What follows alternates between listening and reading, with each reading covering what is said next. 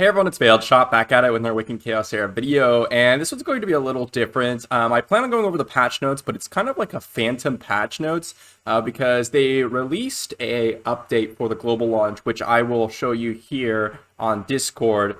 They released this big text box, which we'll go ahead and read through. We're only a days away from its global opening, aside from usual routine. They will include, for the year 2022, more heroes, more monthly events, more dungeons, real-time PvP, guild wars, guild dungeons, and much more. This is massive. I wanted to briefly go over this and then go into the phantom patch notes. This is huge. First off, more new heroes, one of my most favorite thing to hear, because I love unique gameplay. I like building unique team comps. I love, trying to figure out all the dungeons with all the amount of team comps that we can do. It's not exactly fun to everyone to build the exact same team, beat the queen the exact same way every single time. I like to see new units.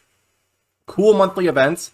I love to see that. I thought the winter event was really awesome. More dungeons, awesome. Real-time PvP. Now, this one is a little controversial for I know some of you, but I think it's very healthy for long-term gameplay, and I'm excited to see it. The only concern I have about real-time PvP is do not only focus on real-time PvP. Make sure that the developers are, focusing on PvE as well. I'm not really concerned about these developers in particular. They've been great so far, but I did just want to mention that real quick. But I'm excited for real-time PvP myself. Guild Wars, I'm exceptionally excited about. This is one of the PvP game modes where I think free-to-plays can actually compete in. Guild Dungeons, this is interesting. Kind of like a labyrinth mode from Summoner's War, I'm imagining. This is really interesting and much more. And so we're just going to get a bunch of diamonds on 115. I will be, looking out for this update. And I wonder if this large update is exactly what this Phantom patch notes is. So I'm going to be going over the Phantom patch notes. And what that is it looks like they accidentally posted an update and some people went over it, so I have some screenshots I'm going to put on screen as I'm going over them, but they removed the update and it hasn't been in the game, so I'm not sure if this is going to be the update on 115 or what. I will be going over the update, perhaps later today when the actual update, it looks like it's going to come out, but I will be going over these patch notes real quick. It's quite gigantic, to be honest, so I'll go over them and then just give my initial impressions. And then, perhaps this is the exact update on 115. We'll have to see. So I'm going to refer to my second screen over here because I have a bunch of screenshots that I have to go through. So bear with me. This is a gigantic patch note. So first thing is new content. We added a new sub-story stages in Chapter 6 to Chapter 10, which is really cool. I like to see the, additional content, new sub-stories, maybe new gear for newer players. Added a new battle scenario in Void Tower. I wonder if this is going to be another difficulty or scenario, meaning another change in unique multipliers, whether or not it's no stuns used, maybe it's no freezes used next time. That would be a little weird, to be honest, because it would, if that does happen, it would drastically change all the tier lists and stuff for all the characters and how we've kind of judged each character. So we'll have to see. King of the Dwarves, Brand will be open soon. So it sounds like Brand is coming in the Battle Pass. That's super exciting. If Brand does, I will be having a in-depth champion guide on whatever champion comes to the Battle Pass, hopefully for you all real soon. Heroes that have reached their level cap will now show at the max level. Cool. Now able to select which rarities of characters to consume for quick promote. We already had that. I imagine it's just going to be expanded system, which is really nice. Battle light and dark elements. Heroes gain plus 30 precision. This is massive. This is huge for any light dark damage dealers out there. Not necessarily for regular characters, because if you get deflected, you land your debuffs anyways, so it doesn't really affect standard characters. Really focuses on those damage dealers. Well, people like Urian, people like Crazed Urzag, people like Abaddon. They will basically never get deflected because they never have elemental disadvantage. And instead, they actually have 30 extra precision to those who actually have agility, which is massive. Really interesting. That will definitely affect some light dark damage dealers. Rookie gameplay changes. Okay, Kane and Zack are going to be acquired at level 5. Cool. Auto battles sooner. Cool. A message will show when banishing a built hero. Okay, I like that. Little safety mechanism. Gear added quick swap function, gear enhancement. This is gigantic. We were all saying there's no way they're going to add it before global launch, but we want to see it. How many times have the developers impressed us with some things like this? This is crazy. If this truly does come out, with 115 or on 115, so tonight or tomorrow, this is huge. I can't believe this is already here. I just have to say that this is very, very impressive from developers. I've never ever seen any developers come out with patch notes and changes so quickly and respond to so much player feedback so quickly. It's actually nuts. Really, really impressed.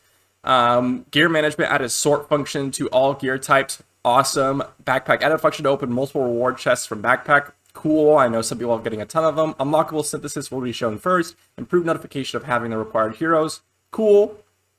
Optimization for low spec devices. Shorten the length of heroes' ultimate ability animation. I like that. I didn't mind the animations. I know people still want to see no animations, but I think this is a decent compromise because I don't think they plan on doing that. So, you know, at least they have that for those of you that want it. Improved effects for some heroes during battle. Awesome.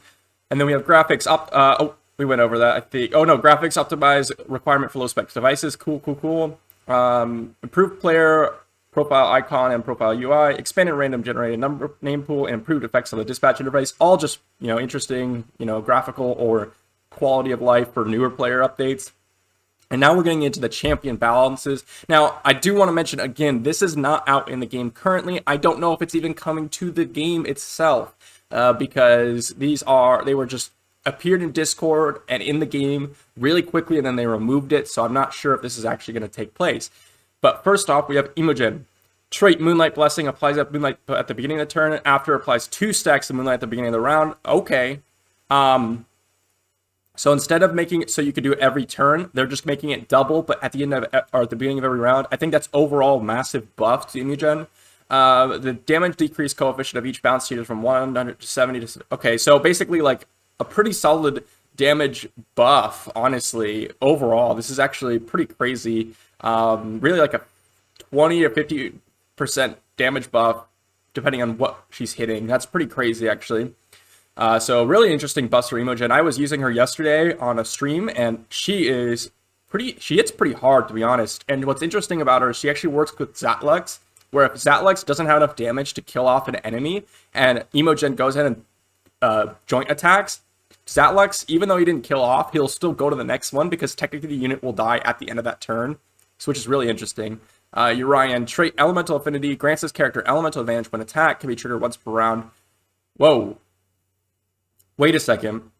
This means that he has permanent plus 50% damage. That's basically what this buff is. As long as you're only going once per round.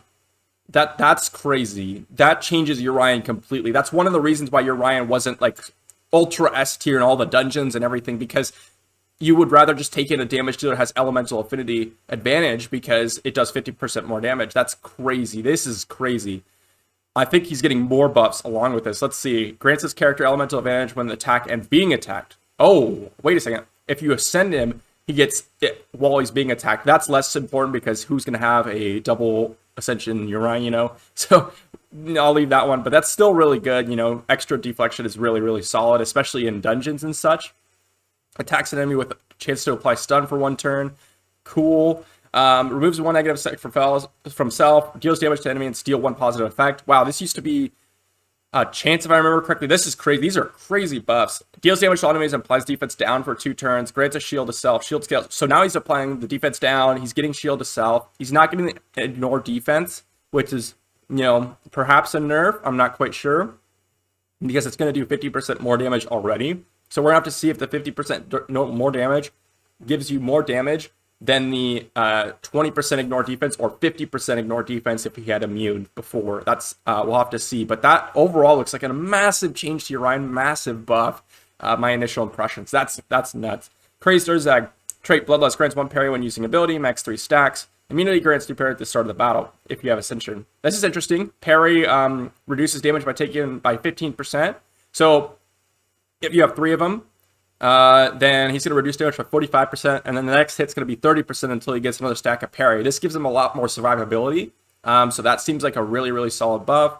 Lethal Strike deals damage to an enemy and applies, let's see, unhealable for 2 turns. Okay, interesting.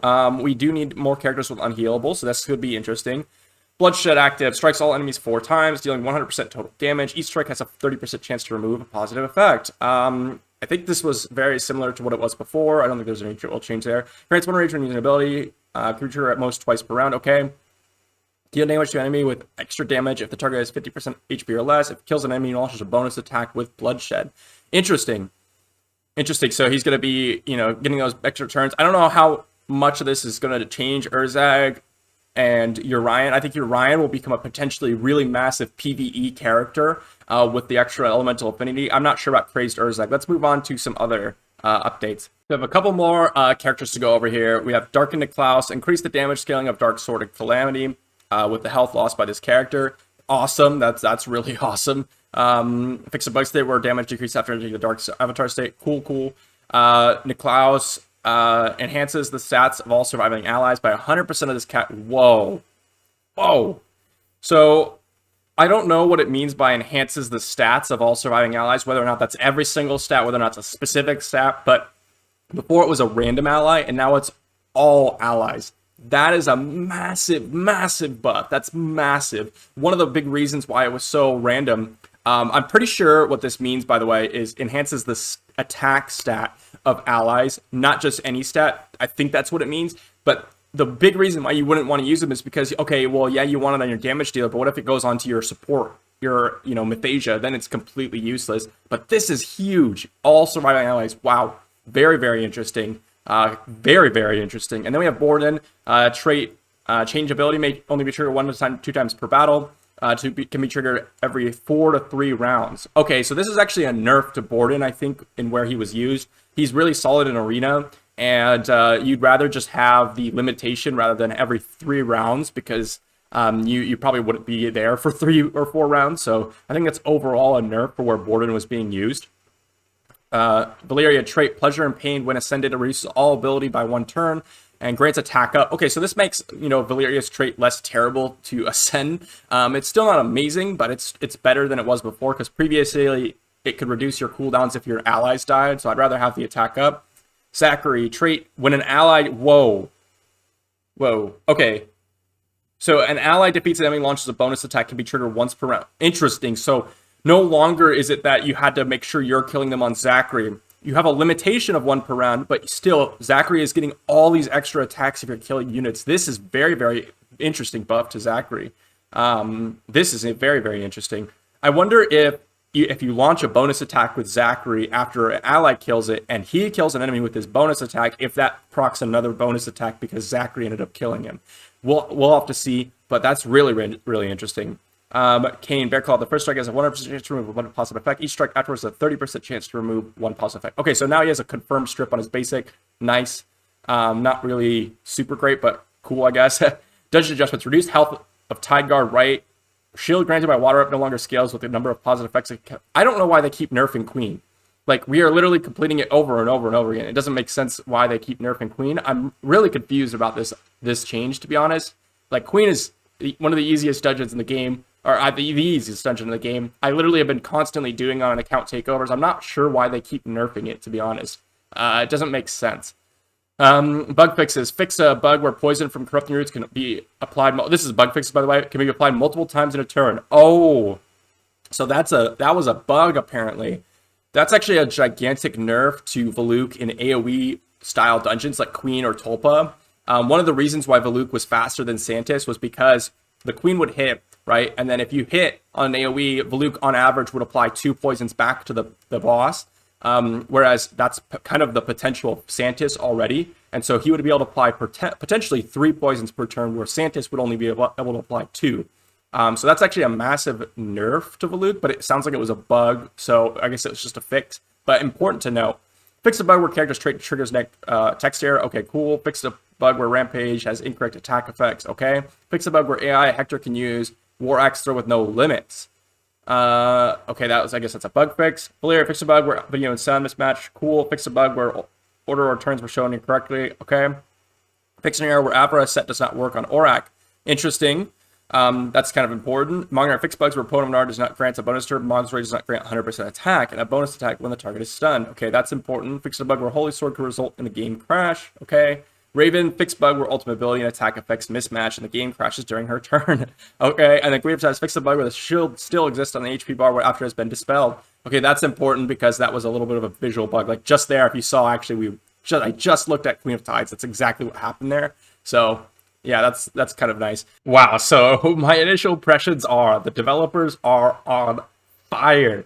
I mean, this is crazy. Like, for example, the gear, swapping the gear sets, the gear loadouts is something that we were talking about for about the past week and a half, 2 weeks or so, really. And they are already planning on bringing it out. At least we know that they're thinking about it based on this patch notes. Whether or not the changes actually take place, that's another story. But this is crazy. I'm so impressed. I've really high praise for how they're handling the game so far, and I'm really hopeful. I'm really excited for the future updates, new characters, all the updates they have planned. It looks like they're going to get more done in their first year than Raid has done in their entire game time, and then more than Summoner's War did in their first 4 years, which, to be expected because it is a much later game, but still, this is still really impressive by the developers. If they're able to follow through on all this stuff, I'm really high hopes for this game, and I think this change is amazing for most players. We'll see how it is later on today. I am going to be doing a 24-hour stream on January 16th, at 12 p.m. Pacific Standard Time, 12 p.m. PST. I'm going to be going as long as I possibly can, but that's going to be starting a new account for global launch, and I hope to see you all there, and I will see you for the next video.